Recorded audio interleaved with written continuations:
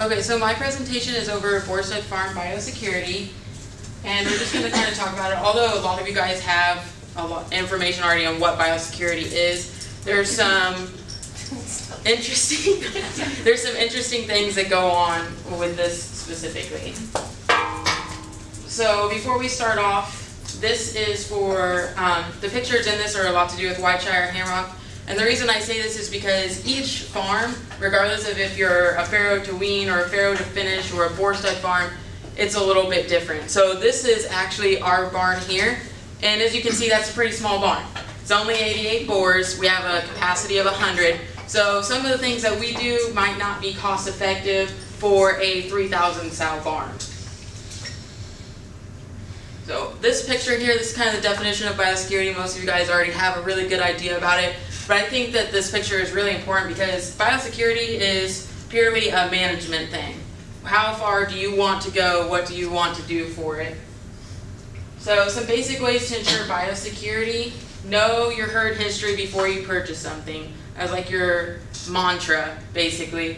Do not buy something that just tested positive for PRRS or whatever, something like that. The other thing is, if you have like a sow farm, this isn't really something you can do in a boar farm, but if you have a weaning or whatever you're doing, finishing, everybody goes in at the same time and everybody goes out at the same time. Then when you've got them out, you disinfect the barn, you bring in your new group again. And then that way you know that you've done your best to make sure all the contaminants and stuff are out of that barn before you put in a whole group of your new baby pigs. So isolation of incoming pigs. This is one of those things that everybody has a different way they like to do it, a different amount of days, etc. The recommendation would be 30 to 60 days at least, and our farm also does blood tests on top of this. So they get tested when they come into this isolation farm, they get tested when they come out of it, and they come to our farm. Other thing is location of the farm. Is your farm 2 feet from the farm that Joe Bob next to you has? Because if it is, then you guys are going to spread diseases back and forth to each other very easily. So next thing, closed fencing. This is more just to keep animals out, keep unwanted old employees out, whatever. Or young employees. Yeah. Transportation vehicles. So this is like the trailer that brings in your new pigs, your replacement gilts, your new boars that you're going to train. You want to be really careful with that. Actually, for our farm in specific, we have a trailer that is only used for boars that come from our nucleus breeder to our facility. It's not used for anything else. This is disinfected each time we do that. So air filtration system, this is again depending on how much money you want to put in it. But if you know that you are in a place that has 4 farms with, or sorry, any type of farms within like a mile of each other, there's a lot of them, you might want to put in an air filtration system so you can get some of that.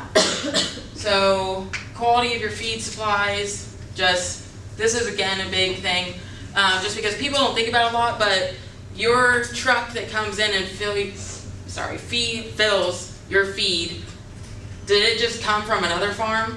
You know, or is that the only farm that he went to that day? So that's another thing to think about. Limiting visitor risk. So for our farm in particular, we have a ton of people, investors that come from China and Thailand and Brazil. We want to make sure that there are no interesting things that they're bringing along with them. So we limit that. So showering, this is actually a picture of our showers here. It's not too glamorous, but gets you clean. So shower in, shower out. And then also everybody's a little bit different again on this, but a certain amount of time that you should refrain from coming in contact with other pigs. So for me, I for a while did some nutrition work as well at another farm, and I want to make sure that there's 2 days between that time before I go to the other farm. And even that, I stopped doing that because it's just too much of a risk. It's too much work. So why is Boar Stud Farm biosecurity so crucial? This is something that people do not think about a lot, but it's because of the semen. Obviously, we're a boar stud farm. We package semen, we get our doses out, and we send them to a ton of different people all over the United States now. It used to be just in Indiana, but now we've got like some UPS stuff going on. This list here just looks like a bunch of words, but we have things like PRRS, which we talked about last time. which can just decimate your numbers if you're not careful. We have something like on here, the African swine fever, which, although we don't really hear about that much, can stay alive in your barn for 18 months. So that is not fun. All these viruses and bacteria that they have on this is a list of ones that can be shed in the semen. So this is an issue because if our boars are sick, these are the things that can be in their semen. Does anyone have an idea of what the big one is that's recent that's not on this list? At all, we do have any pig people? PEDS. It was just recently found out that PEDS, the thing that gives diarrhea, has almost 100% mortality for piglets under 10 days. Now they're saying that it can be shed in semen. Originally they thought no, it can't, but if the bacteria touches our bags or your bottles, whatever you're getting your semen in, then that can be an issue. But now we found out that it can actually be in the semen itself. So this is a little diagram of actually Shire's facility, like where things go. So Pure Trek is just basically our genetics company, and this is kind of just showing you how it's important for our boar stud farm to be very biosecurity. So this is us. We have Shire doing nucleus breeding and multiplication breeding. So we are sending semen to them, and then they are also using it at their other farms where they are doing multiplication breeding. So this same farm is using semen in multiple different barns, and we're sending it to not just Shire, but we sell to like 11 different people on production days, which actually for a boar stud farm is not that much. So at the same time, if one of our boars is sick, it could infect a ton of different barns all on the same day. So this is just an overview of why is this so important. People don't think about it a lot. So some of the precautions that we do to try to keep this from happening is we use a clean, like one-time use filtered cup. We actually have, here is the cup. So if you see this is like just a white filter over it. This actually works to keep out the plug, the gel fraction that boars do. If you're doing AI, it's gonna get stuck. It's gonna plug up that, the baggie. If you're doing PCAI, it's definitely gonna plug it up. It's not gonna go out. So here is our AV with a one-time use filter to keep it clean. And this is actually the second part of the AV. This actually just attaches to the end here. And then if you can see this clear baggie here, this is what will actually collect it. There's also a clear baggie here that I'm not quite sure if you guys can see. But once we get done collecting, it immediately goes to a lab through like the tube system that you have it like a bank. We don't even go into the lab. We put it in a tube system. It sucks the tube through, goes into the lab, and a person that has never, or at least not that day, been in the barn, then does all the testing and everything on the semen. He does not come out to the barn that day. So we also disinfect the collection dummy, because obviously every boar gets on that dummy. We want to make sure that it's clean, so we have a spray that we disinfect it with every time. It's in like a fly sprayer kind of thing, but we power wash it every time we use it. So then we do some tests on the semen. Once this is actually a picture of the inside of our lab. Once you get it to there, we then do motility tests and morphology tests, just basically see is our semen too new, it has not been matured yet.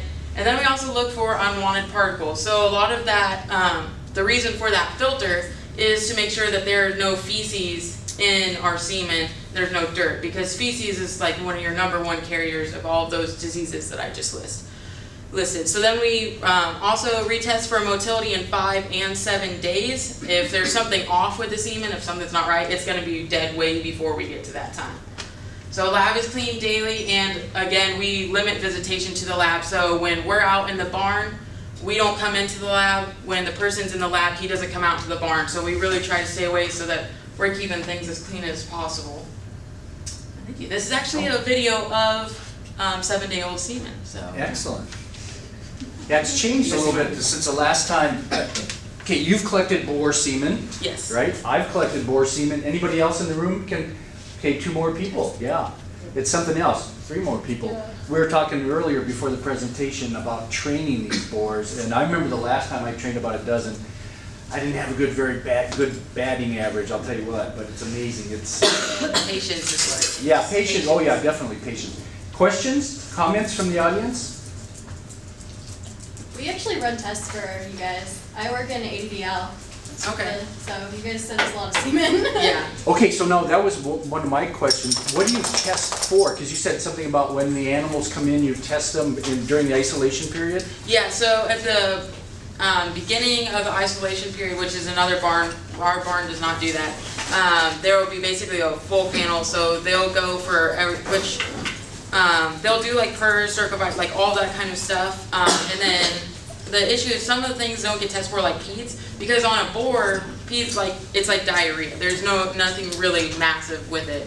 But we do try to be really careful and watch out for that kind of stuff, because if that gets into a sow farm, then we have issues. So we test at the beginning for like a full panel of everything you normally do, and we test at the end before they come to our barn. So. Do you know what's the average semen volume in mils? It is, we don't really have an average, we do concentration more. Okay. So we get an average of 75 billion semen per ejaculate. We have one landrace named Sausage that does 70 doses. From one average. collection? Yes, and that's very rare, especially when he's, like, it depends on the farm, but we do 4 billion semen per dose. Per So- inseminating dose? Yes, per, That like, you bag or ship, that you bottle. ship out? Right. So 4 billion goes out and then it depends on 4 billion per bag, and Yeah. he does 70 of those. Yeah. On average, which is insanely He's got the high. bragging rights of the farm, doesn't he? Yes, Yes, yeah. he does. Yeah.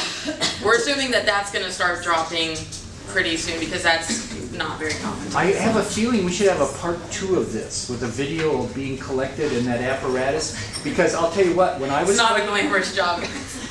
when I was doing this was the hand right here. None of this fancy stuff. That's how they did it. Because we didn't ship it out, you know, we were just doing it for our Which own. we do hand collection and we do AV.